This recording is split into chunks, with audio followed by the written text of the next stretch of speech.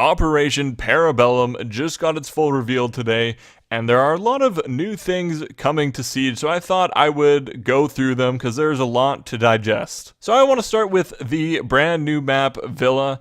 This map is apparently the most competitive map that they have ever made, which is super exciting. Apparently a lot of pros have tested it out and say they really enjoy it. There are 4 viable bomb sites that I will be showing off here in the video, and it just looks beautiful.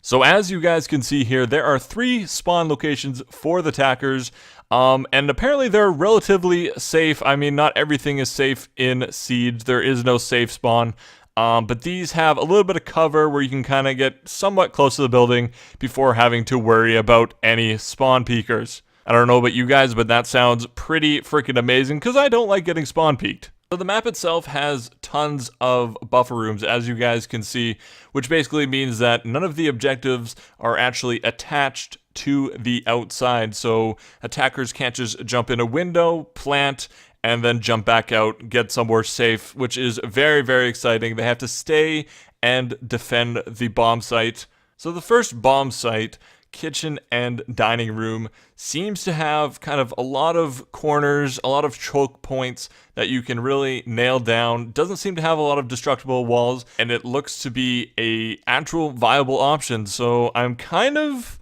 with them when they say there's 4 viable options on this map, and that excites me so freaking much.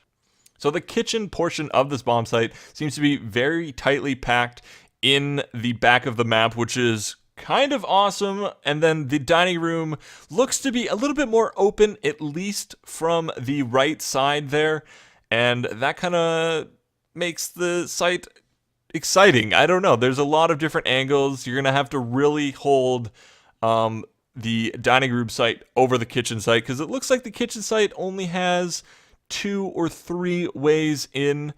So the second bomb site, lounge and library, seems to be a lot closer to the outdoors. There is a stairwell right near the entrance to one of the sides of the bomb site. Seems like this map, there's a lot of setups that you could do. You could be very, very creative, which is super, super exciting. Again, one of the bomb sites seems a little bit more open than the other, which I am okay with. And again, there's a lot of tight corners there. There's going to be a lot of different angles going on, and you're really going to have to watch your back. All right, so the next bomb site we have is the games room and the aviator room. Again, both look very, very tightly packed, but it seems like there's going to be a lot more ways to approach these bomb sites, considering they are on the 2nd floor and there's a balcony you can go to. Seems to be a decent amount of windows. There is a long hall upstairs that you guys can see, which I feel like is going to be an amazing, amazing part of the map. Once again, lots of cover inside. And then we go into the vault, which I find very, very interesting. It actually is closed off, except for a door on the other side. So you can actually rotate between the bomb sites there, and then the wall in between is destructible as well. So the last bomb site we go to is trophy room and statue room. Now this bomb site is a little bit more unique than the others. There is actually kind of a skylight in the middle between both bomb sites, and you can actually see directly across to each bomb site and rappel down the middle. So that's going to make things kind of interesting and kind of scary at the same time, because someone could rappel at any point and see you on each side. So holding the outside of this bomb site, I feel like, is going to be key to winning it. As you guys can see there, the skylight, very cool, very interesting, and I'm looking forward to this map. So as you guys can see now, those are both of the bomb sites on the 2nd floor, so it gives you guys a little bit of an idea where they are located. The last part of the map, which is the cellar, as you guys can see on screen right now, there's actually 3 ways into the cellar. And 2 of those ways are actually kind of unique. You actually blow through a giant wine barrel to get inside, which is going to kind of give away your position, let the enemies know where you are. But this is also going to allow you as an attacker to kind of rotate between the map a lot easier, a lot quicker. And there also seems to be 2 stairways up to the 1st floor from the cellar, so that gives kind of a lot of access to the attackers and defenders, so you will have to be careful. So I feel like I've talked about the map enough here. We're not going to know all the angles and all the nice setups and everything like that until we actually get to play the map, which is very, very soon. I'm very excited for that. So let's head into the new operators. So the first new operator that we are getting is Alibi. She is a defender.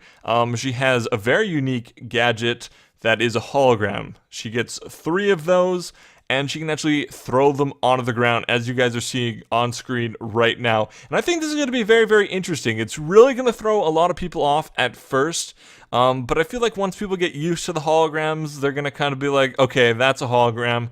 And I think there's going to be a lot of interesting strats, a lot of unique kind of placements of these holograms. You can also go ahead and throw this hologram outside, and it'll actually show up as if a person is outside, but it'll be a question mark. It won't tell you what operator is outside, it'll just tell you an operator is outside, and you can really kind of mess with people's minds here. You can throw them kind of all over the place, and if the enemy actually shoots a hologram, they'll light up as if they've been detected by a lion or something like that, which is very, very cool. And again, I feel like it's going to throw people off a lot at the beginning.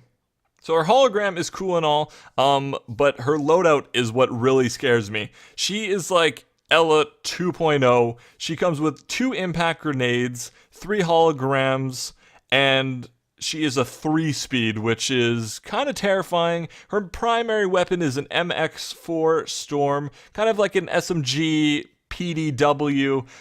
Has a high rate of fire, it has low recoil, but it also has low damage, so I'm kind of hoping it's not going to be super OP. High rate of fire weapons really, really scare me. There's been a lot of high fire rate weapons that really just melt people, and so I'm hoping it's not too strong. And then she also has an ACS-12 shotgun, which is a fully auto shotgun. It's like the AA-12 shotgun. Very strong. It looks like you can just demolish walls with this thing. So she's going to have a lot of roaming abilities.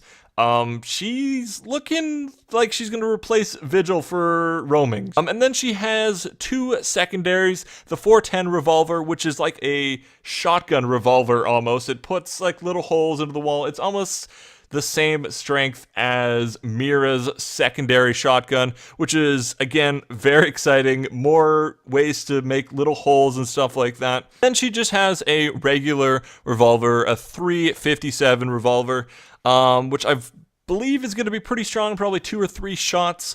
I'm excited to try that out. And as you guys can see here, she looks super fun to play. A lot of interesting tactics that you can do with her.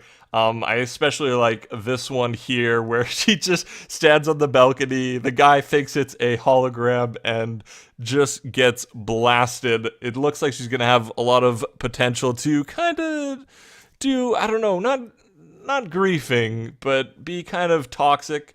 Almost like a Jaeger with ACOG. So it's going to be very exciting and hopefully not too OP. So Alibi actually has some hard counters here. We got Thatcher, of course, can throw an EMP grenade and deactivate the hologram for a short period of time. And then basically anyone else can shoot the hologram plate and destroy it, and they won't get detected. If you don't hit the actual hologram itself, you will not get detected. So if you see a hologram, you can just kind of shoot the plate on the ground and you will be fine. IQ can detect them very easily as well, and then we also have Twitch with her drone that can really do some damage, and is going to make the defender kind of want to wait to put down their holograms because they can be very easily destroyed with a Twitch drone. And then finally we have the glass. When the glass actually scopes over the hologram, it does not go yellow, so we can very easily tell what's a hologram and what isn't. The next new operator we're going to be talking about is Maestro. Maestro is a 3 armor, 1 speed, so he's kind of a fat, chunky guy, and we'll refer to him as Thick Boy from now on. That's just going to be his name. Thick Boy it's a great name. Just trust me on that one. Anyway, he has an interesting gadget. It's basically a giant camera that you throw on the wall. It is bulletproof. It can see through smoke, and he gets 2 of them. But it also has a special feature where it actually has a shutter, and when you open up that shutter, you can fire a laser, allowing you to destroy thermite charges, allowing you to hit enemy players, destroy drones, do all kinds of stuff. But when you're using the laser, the enemy can actually shoot it and destroy it. When that shutter is open, it is very vulnerable, and you're going to need to be very, very careful about that. Maestro also has a unique weapon. He actually carries an LMG, the first LMG ever given to a defender in Rainbow Six Siege. Very exciting. It seems to be very, very powerful, and as you guys can see, you can use an ACOG on it. Which, I don't know, that's kind of crazy. An LMG with an ACOG, 81 rounds. It doesn't seem to have a lot of recoil either, so I'm assuming this is going to get nerfed, because it seems very, very strong, again with a super fast fire rate, and it worries me. The new weapons worry me. Then he also has access to the ACS-12 shotgun, again, the automatic shotgun that Alibi also has. And then again, both of the revolvers. So a lot of destructibility here for both of them. Less so for Maestro, but can still make those little peeky holes. He also has a shield or barbed wire that he can place down as a secondary gadget. So all in all, he seems very, very strong. Both the new operators seem like they're going to be OP and probably needing to be nerfed. But we'll just have to wait and see. I also forgot to mention that the laser overheat, so if you fire too many shots too quickly, you're going to overheat and then have to wait. So Maestro also has some hard counters, like Thatcher, again, can throw a EMP grenade and disable it for a short period of time. We got Twitch again, who can, again, disable it for a short period of time, or if the shutter is open, destroy it. We have Sledge, who can actually just use his hammer and destroy it immediately or use a grenade. And then we also have IQ, who again can detect the cameras and blow it up with a grenade if need be. So any explosives actually work on the Evil Eye. And last but not least, Dokebi can actually hack in and use the cameras, which is going to give Dokebi a lot more playtime, I feel like, because there's going to be a lot of intel going on with the defense from now on. So a couple small things here. Well, I don't know if they're small, but there's going to be some cosmetics day one for the new operators. And then we're also getting a brand new elite skin for Thatcher. It looks absolutely amazing. Very, very exciting.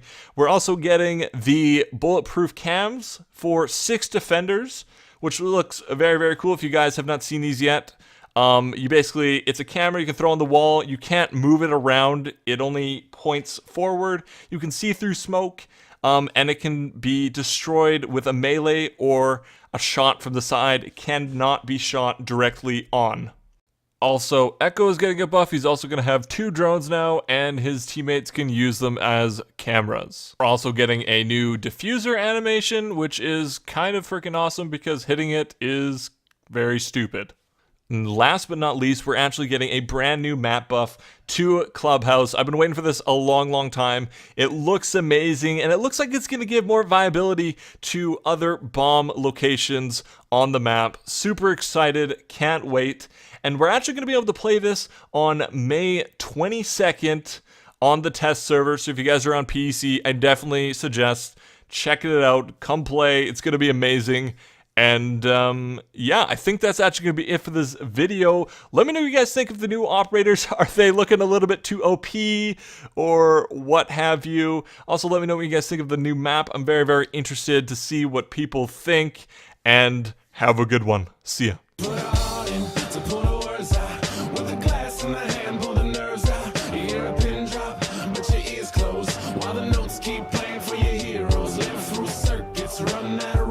Find your purpose, tie your shoestrings.